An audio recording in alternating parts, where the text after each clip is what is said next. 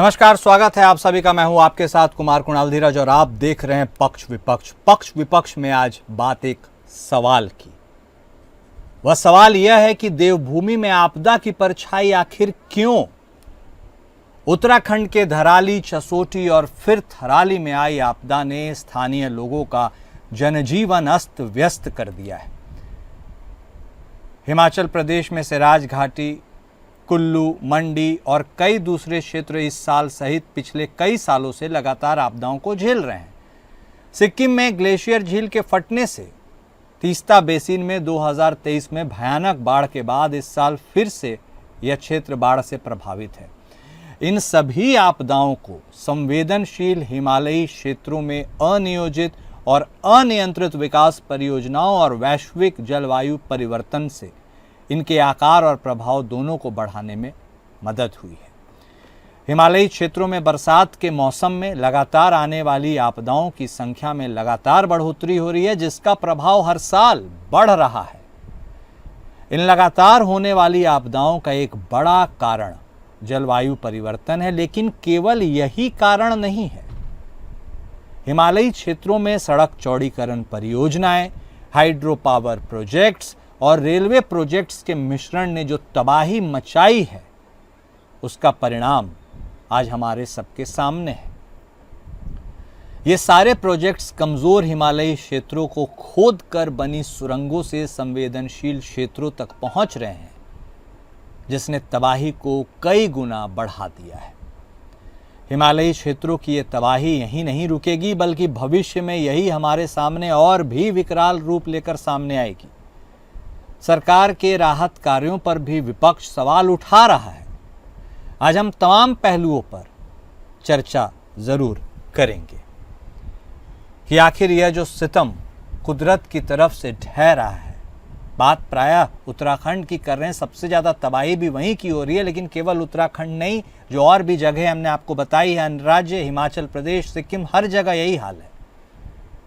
तो यह सवाल तो बनता है।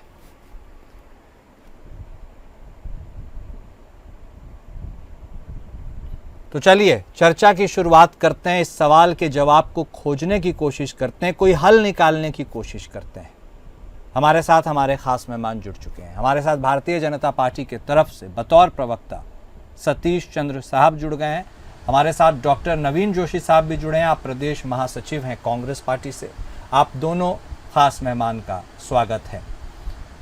चंद्र साहब, शुरुआत आप ही के साथ। चूंकि केवल आप सरकार में हैं इसलिए यह सवाल नहीं है, क्योंकि बात उत्तराखंड तक सीमित रखना भी जरूरी नहीं, क्योंकि हिमाचल प्रदेश में भी इस तरह के हालात उत्पन्न हुए हैं। मूल पर यानी बेसिक पर कोई फोकस नहीं कर रहा है। विस्तारीकरण, सौंदर्यीकरण, विकास के नाम पे कुदरत से खूब उसे छेड़ा जा रहा है और इसी का सिला कुदरत ऐसे ले रहा है कि वह छोड़ नहीं रहा है। अब आप ही बताइए, सरकार में आप है इसलिए मैं शुरुआत आपसे करता हूं। सोचने समझने इम्प्लीमेंट करने की जिम्मेदारी जनता ने आपको दी है। क्या सोच रहे हैं चंद्र साहब, किस बात का इंतजार कर रहे हैं? उत्तराखंड के हालात आप सबके सामने हैं। कुणाल भाई, निश्चित तौर पर ये हमारी जिम्मेदारी बहुत वृहद स्तर पर हो जाती है जब हमारी केंद्र में सरकार हो, राज्य में सरकार हो, और हमारी सरकार जहां तक है इस ओर सोच भी रही है और कार्य कर भी रही है। आप देखिए कि जो ये जलवायु परिवर्तन की समस्या है, ये वैश्विक स्तर पर है। अब ये सिर्फ और सिर्फ केवल भारत की समस्या नहीं है, केवल उत्तराखंड की समस्या नहीं है। आप देख भी रहे हैं कि इस जलवायु परिवर्तन की वजह से ही इस बार जो उत्तर भारत में भयावह स्थिति पैदा हुई है आपदा से, तो वो सभी लोगों के सामने है। इसमें मुझे कुछ अलग से बताने की जरूरत नहीं है। लेकिन आप ये बोलें कि केवल विस्तारीकरण और जो डेवलपमेंट है इसी की वजह से आपदाएं आई हैं। इस बार आपने देखा होगा कि बाढ़ और बारिश का पैटर्न बिल्कुल बदला हुआ है। कुणाल भाई, विगत वर्षों की तरह बाढ़ और बारिश का जो पैटर्न है वैसा नहीं है जैसा विगत वर्षों में हुआ करता था जी। इस बार बहुत कुछ परिवर्तन देखने को मिला है। आप देखिए कि ऐसी जगहों पे बादल फटे हैं जहाँ पे इतना विकास तो हुआ ही नहीं है, ना वहाँ रोड बनी हुई है, ना वहाँ रोडों के लिए पहाड़ों को काटा गया है, ना वहाँ पे बसावट ज्यादा हुई है। तो मुझे लगता है कहीं ना कहीं इस पे केवल भारत या उत्तराखंड स्तर पर नहीं, वैश्विक स्तर पर सोचना पड़ेगा और मुहिम चलानी पड़ेगी। और क्योंकि देखिए, चाहे यूएस हो, न्यूयॉर्क चंद्र में, साहब, लॉस चैरिटी एंजलिस में बिगिंस एट होम, है ना? आप क्या सोच रहे हैं? चलिए, वैश्विक स्तर पर बड़े नेता क्या सोच रहे हैं वो अलग बात है, आप अपने सीमित क्षेत्र के लिए ही क्या सोच रख रहे हैं, यह भी जानना जरूरी है ना सर, आपके लोगों को। देखिए कुणाल भाई, अभी आपदा के समय में हमारे माननीय मुख्यमंत्री जी ने एक फैसला लिया। उन्होंने बोला कि जो नदी नाले हैं, आने वाले समय पे उनमें नए निर्माण बिल्कुल भी ना कराए जाएं, और उसके लिए केवल और केवल जिलाधिकारी दोषी होंगे। देखिए, आपने बोला चैरिटी बिगिंस एट होम, तो ये सही बात है और हम लोगों ने शुरू भी करा है। और दूसरी ओर हमारा जो संगठन है वो तो एक पेड़ माँ के नाम पे ऐसी पर्यावरण बचाने वाली मुहिम चलाता है। तो हम लोग घर से शुरुआत करते हैं। हम ये नहीं बोलते कि आप जो है बहुत बड़े बड़े परिवर्तन कर दीजिए, लेकिन हम लोग ये बोलते हैं कि आप छोटे स्तर पे ही करिए। चाहे स्वच्छता अभियान हमारी माननीय प्रधानमंत्री जी ने चलाया हो 2 अक्टूबर 2014 से, लेकिन ये सब चीजें कहीं ना कहीं एक छोटा सा कदम है पर्यावरण को बचाने के लिए, पर्यावरण को संरक्षित रखने के लिए। हम लोग एक छोटे से, भले गिलहरी के बराबर हमारा योगदान हो, लेकिन हम लोग उसको देते हैं और करते आ रहे हैं। हमने आने वाले समय पे आप देखिएगा कि इन चीजों के लिए जो आपदा के जो संवेदनशील जो क्षेत्र है, जिनको माननीय मुख्यमंत्री जी ने कल बोला भी है कि उनको चिन्हित करा जाएगा कि आपदा जो है वो अलग अलग पैटर्न के तौर पे आ रही है, और बाढ़ और बारिश के अलग अलग पैटर्न ने, उनके परिवर्तित पैटर्न ने इन चीजों को बदल दिया है। तो निश्चित तौर पे आने वाले समय पे आपको ये चीजें देखने को मिलेंगी कि हमारी जो सरकार है, चाहे वो केंद्र की हो चाहे राज्य की हो, वो पर्यावरण बचाने और पर्यावरण को संभालने के लिए कुछ ना कुछ इस तरह की मुहिमें चलाएगी। ठीक है, जोशी साहब कह रहे हैं चंद्र साहब की सरकार सोच रही है, कार्रवाई कर रही है। मैं आपसे बस एक सिंपल स्पष्ट सवाल पूछता हूं, बतौर विपक्ष, आप इस सरकार की सोच को समझ पा रहे हैं और इस कार्रवाई को देख पा रहे हैं क्या? देखिए, जिस प्रकार से आपदा पूरे देश और प्रदेश के अंदर आ रही है, वो एक चिंता का विषय है। आपदा ऐसा नहीं है कि कोई पहली बार आ रही है, आपदा पहले भी आती थी और आज भी आ रही है। लेकिन प्रश्न यह उठता है कि सरकार ने इससे कितना सीखा और कितना इसको इम्प्लीमेंट किया। आपदाएं तो हर साल आती हैं, एक जख्म देके चली जाती है, कई घर उजड़ जाते हैं, लोगों के व्यापार खत्म हो जाते हैं, लोग अपने प्रियजन को खो देते हैं, कई सैकड़ों लोग तो ऐसे हैं जो आपदा में लापता हो जाते हैं, उनका पता तक नहीं चलता कि वो कहाँ पर है। इसके लिए सरकार कभी भी सजग नहीं रही है। आज जिस प्रकार से पूरे उत्तराखंड के अंदर अपने पहाड़ों का कटान हो रहा है, असीमित वहाँ रोडों का चौड़ीकरण हो रहा है, बिना भूगर्भीय रिपोर्ट लिए जलवायु उसमें क्या उसके रिजल्ट रहेंगे और वैज्ञानिक इसमें क्या कहते हैं, इसके बिना कोई राय लिए अंधाधुंध यहाँ पर बेतहाशा निर्माण किया जा रहा है, जो कि एक चिंता का विषय है और इसके गंभीर परिणाम भी लोगों को भुगतने पड़ रहे हैं। आज जो नदी किनारों और जो नाले किनारों में अवैध रूप से खनन हो रहा है, जो लोग अवैध कारोबार में जुड़े हुए हैं, उसके ऊपर भी सरकार ने कभी गंभीरता से नहीं लिया कि हम खनन कर रहे हैं, इसका क्या रिजल्ट आएगा। तो ये भी एक चिंता का विषय है कि खनन अंधाधुंध प्रदेश के अंदर आ रहा है। और जहां तक बात है अभी तक देहरादून की भी अगर मैं बात करूंगा, पिछले कई वर्षों से देहरादून के अंदर इतनी बड़ी आपदा देखने को नहीं मिली जिसमें लोग अपनी जान गंवा चुके हैं और लोग अपने व्यापार खत्म कर चुके हैं। जो देहरादून पोंटा मार्ग है, राजमार्ग, वो भी क्षतिग्रस्त हो गया है और सरकार ने इससे कोई सबक ही नहीं लिया। अगर सबक लिया होता तो उसको मुस्तैदी से वहां पे हमारे जो इसके बचाव दल है वो वहां पे रहता, उसकी वैकल्पिक मार्ग की व्यवस्था करते। और मैं कल भी देख रहा था, वहाँ वैकल्पिक मार्ग की जो व्यवस्था करने की बात आ रही है, उसमें भी 8-10 दिन का समय लग जाएगा। मतलब मुख्य राजमार्ग देहरादून आने वाला, चाहे हम इधर की मसूरी की बात करें, चाहे हम पोंटा रोड वाले की बात करें, ये सारे रोड देहरादून मुख्य मार्ग से जोड़ने वाले आज के डेट में अवरुद्ध है। सरकार को इससे सबक लेना चाहिए था। केंद्र में भी इनकी सरकार है, राज्य में भी इनकी सरकार है। हिमालयी जो राज्य है उनके लिए एक अलग से नीति बननी चाहिए कि वहाँ किस प्रकार से निर्माण होने चाहिए और क्या क्या नियम कायदे होने चाहिए। बिना भूगर्भीय रिपोर्ट के कोई वहाँ पे निर्माण ना हो, लोगों की जान माल की हानि ना हो। और अगर कहीं पे आपदा आती है उसके लिए सरकार ऐसा कोई नियम बनाए। आपदा प्रबंधन तंत्र तो इनका है ही है, वो कहीं नजर है आने नजर नहीं आ रहा कहीं रास्ते में यहाँ पे। उसके लिए सरकार को मुस्तैद होना चाहिए और अपनी आपदा प्रबंधन की टीम भी बढ़ानी चाहिए, और इसके लिए जो राहत पैकेज है वो राहत पैकेज तुरंत लोगों को मिलना चाहिए। देखने में ये आया, जैसे अभी धराली के अंदर आपदा आई थी, वहां पे 5-5 हजार रुपए के चेक लोगों को दिए जा रहे थे, और जो इनकी टीम दिल्ली के अंदर आ रही, जो मुख्यमंत्री कह रहे हैं और जो केंद्र से टीम आ रही है, उसमें भी बहुत विरोधाभास है। तो इसके लिए एक ऐसी नीति बननी चाहिए जोशी साहब, आपदा आए सरकार तुरंत वहां पे राहत पैकेज दे। नहीं घर टूटे हुए घर उनको ठीक बात है, ठीक बात है। आपने बोला, आपने बहुत अच्छी जोशी साहब आपने बहुत अच्छी बातें बोली है, बननी चाहिए, होनी चाहिए, करनी चाहिए। अब देखिए, आप दोनों इस बात से वाकिफ होंगे, सवाल लेकिन मैं चंद्र साहब से ये लूंगा, आप दोनों वाकिफ होंगे हरिद्वार कॉरिडोर योजना शुरू होने वाली है, होगी, किस कदर उसका विरोध शुरू हो रहा है चंद्र साहब, व्यापारी वर्ग आपके खिलाफ हल्ला बोल रहा है, उत्तराखंड की ये बात हम आपको बता रहे हैं। आप बोले चीजों को करने के लिए सरकार प्रयासरत है, आपको नहीं लगता है कि आपके ऊपर विपक्ष यह भी सवाल उठाता है कि तीर्थाटन को इतना ज्यादा पर्यटन के रूप में विकसित करने की क्या जरूरत है? अब देखिए, ये जो चीजें होंगी, 15 किलोमीटर का पूरा इलाका, इसको आप चौड़ीकरण विस्तारीकरण करेंगे तो इसका असर वहीं पर तो पड़ेगा सर। आपको नहीं लगता इन सब चीजों के बारे में विशेषज्ञों, भू विशेषज्ञों से राय लेकर एक सॉलिड प्लान के तहत यदि करना भी तो हो तो किया जाए? चंद्र साहब। कुणाल भाई, देखिए, हमारी सरकार जो है जिम्मेदारी पूर्वक अपना कर्तव्य निर्वहन करती है। आप देखिए, जो ये बात आ रही है कि चारधाम यात्रा में इतना सब कुछ डेवलपमेंट करा गया, इसी वजह से सारी चीजें हो रही हैं। मुझे ये बताइए, जब कांग्रेस की सरकार केंद्र में और राज्य में थी, तब तो इन्होंने कोई विकास नहीं करा था, किसी चारधाम को इन्होंने डेवलप नहीं करा था। हमारी जो यात्रा थी ऐसी चलती थी, लेकिन आप ऑल वेदर की रोड भारतीय जनता पार्टी की सरकार कह रही थी।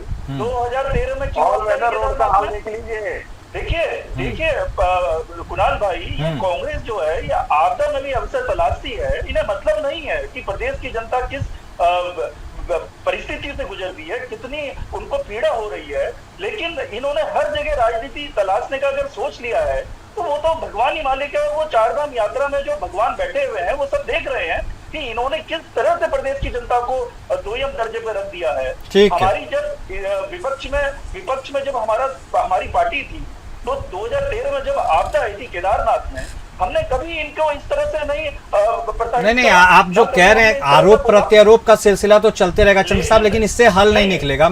चंद्र साहब, आपकी बात अधूरी रह गई थी, आप कुछ कह रहे थे, जरूर कंप्लीट कीजिए, लेकिन यह भी बता दीजिए कि अब आगे सरकार ऑन अ सीरियस नोट क्या सोच रही है, कैसे करने वाली है। जरूरत हो तो विपक्ष का भी सहयोग लीजिए, वो तो देने को तैयार होंगे इस पूरे मुद्दे पर आपके साथ। विशेषज्ञों के साथ बैठिए, जनता के बारे में सोचिए, लेकिन कुछ कीजिए। चंद्र साहब। कुणाल भाई, मैं यही कहना चाह रहा था, जो अभी मेरे बड़े भाई जो प्रवक्ता हैं उन्होंने जो बात बोली कि 5,000 रुपए के चेक दिए जा रहे हैं, मैं कहना चाहता हूँ 5,000 के नहीं, 5 लाख के चेक दिए गए और वो फौरी तौर पे दिए गए, फौरी राहत दी गई। उसका ये मतलब नहीं है कि जो उनकी भरपाई है, जो उनके नुकसान की, वो केवल 5,000 रुपए के चेक में करी गई है। उसके बाद ये बोला गया था कि जो भी चीजें होंगी, जो नुकसान होगा उसका आकलन करके जो भी उनका राशि होगी वो उनको दी जाएगी। और साथ में आप देखिए, आप विपक्ष से क्या आशा करते हैं कि ये कंधे से कंधा साथ मिला के सरकार के साथ चलेंगे? ये कहाँ दिखता है। जब माननीय प्रधानमंत्री जी आते हैं और यहाँ पे दौरा करते हैं, 1200 करोड़ का वो फौरी राहत देते हैं, उसको ये अंतिम राहत समझ लेते हैं और जनता के बीच में भ्रम फैलाने की कोशिश करते हैं और 20,000 करोड़ की डिमांड करते हैं। मैं ये कहना चाहता हूँ, ये क्या करना चाहते हैं, क्या साबित करना चाह रहे हैं? और आप इनसे कैसे आशा कर सकते हैं कि ये साथ देंगे सरकार का कंधे से कंधा मिलाकर? अगर इनके जो कार्यकर्ता हैं, इनके पदाधिकारी हैं, वो क्षेत्र में कहीं भ्रमण नहीं करते, कोई इनके पास पैरामीटर नहीं है, उसके बिना ये 20,000 करोड़ की डिमांड करने लग जाते हैं और इसका कोई भी रिकॉर्ड नहीं है कि ये पैसा कहाँ से इनको पता चल रहा है कि इतना खर्च, इतना व्यय, इतना नुकसान हुआ है प्रदेश में। उसके बाद भी अगर आप ये बोलते हैं कि ये साथ में रहेंगे कंधे से कंधा मिला के, मुझे नहीं लगता, क्योंकि ये इसमें भी राजनीति कर रहे हैं। अभी विगत दिनों आपने देखा होगा कैबिनेट मंत्री और डीएम के बयान को लेके जो आपस में बातें थी, उसको लेके उसी पे ये उलझते हुए चले गए। इन्हें कोई मतलब नहीं है कि प्रदेश की राजधानी में आपदा, ये लोग कितना व्यथित हैं।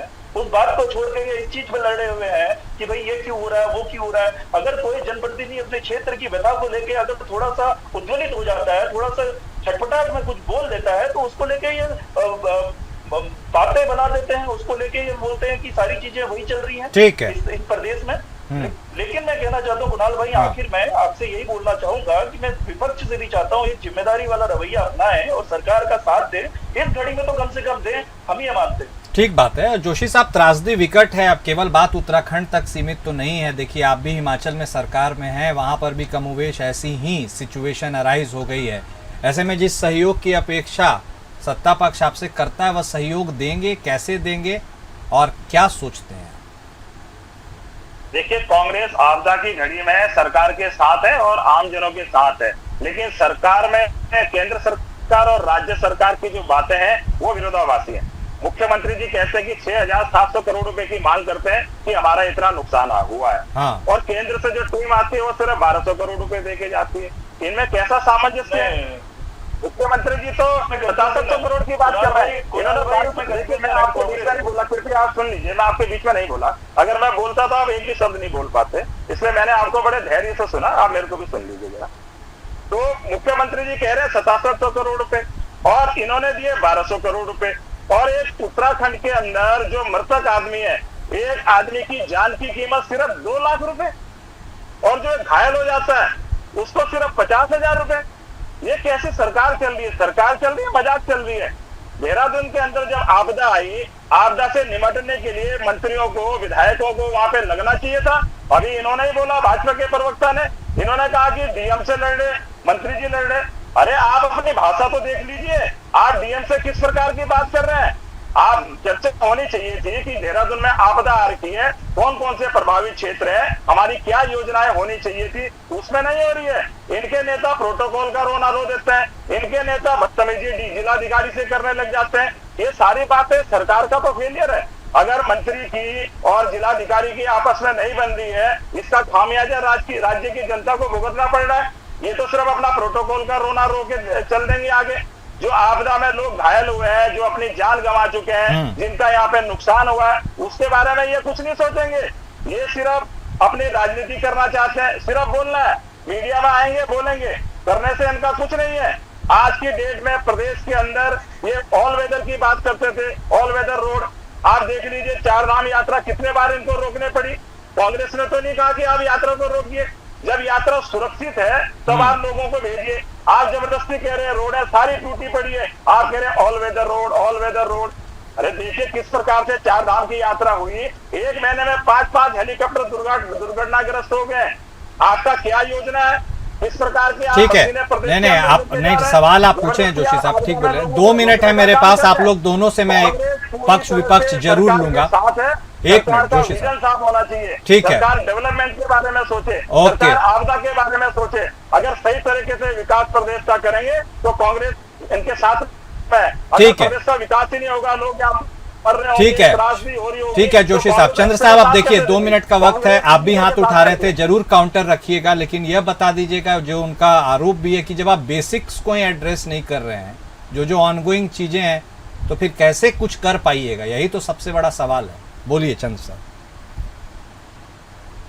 नवीन भाई, मैं ये चीज कहना चाहता हूँ सर्वप्रथम कि जो ये बात आई है कि आप आपदा के प्रभावित क्या क्या हुआ है आपदा से, उसके बारे में चर्चा करते ये करते बोल रहे हैं जो हमारे बड़े भाई। मैं यही कहना चाहता हूँ, हम भी तो यही अपेक्षा करते हैं कांग्रेस से कि आप इन तरह की बातें तो करिए, कंस्ट्रक्टिव बातें करिए। आप कंस्ट्रक्टिव बातें करते हैं, आप ये बोल रहे हैं कि 4 धाम यात्रा कितनी बार रोकनी पड़ी। अरे भाई, जब मौसम खराब है, जब हमारी सरकार को यात्रियों की, जो तीर्थ यात्री आ रहे हैं, उनकी जान की फिक्र है, इसीलिए तो रोक रहे हैं। हमें क्या सिर्फ पैसा कमाना है,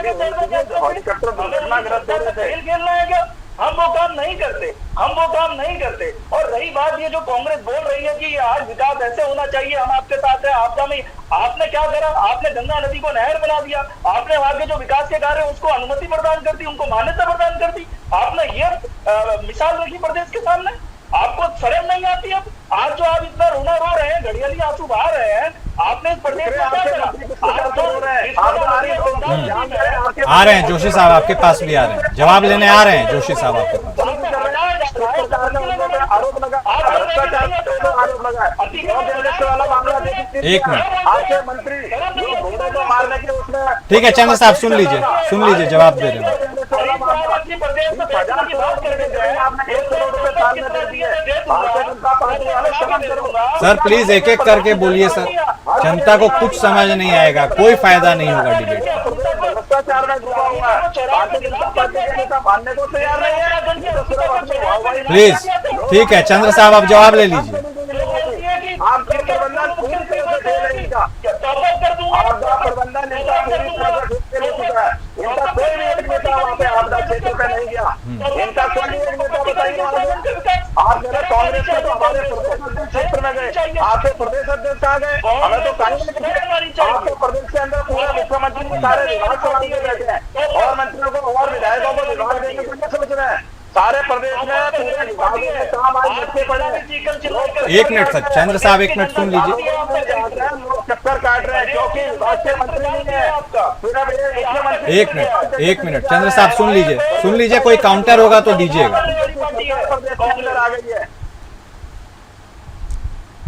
हाँ बोलिए, आप खामोश हुए तो आप लोग दोनों खामोश हुए। चंद्र साहब जो जवाब मिला है जोशी साहब से, उससे आप सहमत हैं? प्रदेश के अंदर सरकार चल रही है, लूट खसोट की सरकार चल रही है। हाँ आ रहे हैं चंद्र साहब, आ रहे हैं, जवाब लेने आ रहे हैं। अब उनको बोल लेने दीजिए, फिर आपके पास आते हैं। किनारे धड़ल्ले से खनन हो रहा, इनके विधायक, इनके पूर्व मुख्यमंत्री त्रिवेंद्र सिंह रावत जी लोकसभा के अंदर बोले कि धड़ल्ले से खनन हो रहा है। इनके विधायक अरविंद जी बोले कि धड़ल्ले से यहाँ पे खनन हो रहा है। इनके विधायक मुन्ना चौहान जी वहाँ ट्रैक्टर ट्रॉलियों के पीछे पड़। ठीक है जोशी साहब, समझ गए। देखिए चंद्र साहब बोल रहे हैं, आपके अपने ही लोग तो खुद बोल रहे हैं, आप दूसरों को क्या नसीहत दे रहे हैं? बोलिए। नहीं बोलने देंगे क्योंकि इनके पास मुद्दे ही नहीं बचे, बस ये इन्हीं मुद्दों में।